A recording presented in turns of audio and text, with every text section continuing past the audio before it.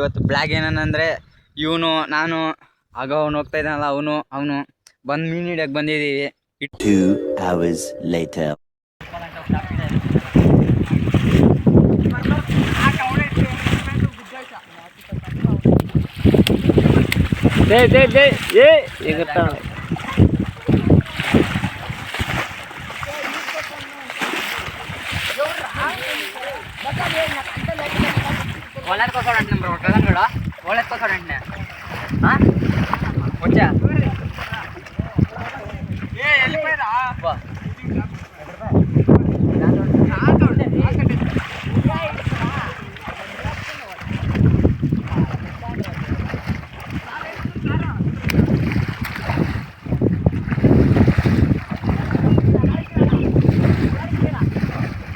Three days later.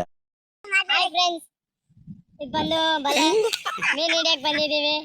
ನಮ್ಮ ಚಾನಲ್ಗೆ like ಮಾಡಿ, ಸಬ್ಸ್ಕ್ರೈಬ್ ಮಾಡಿ.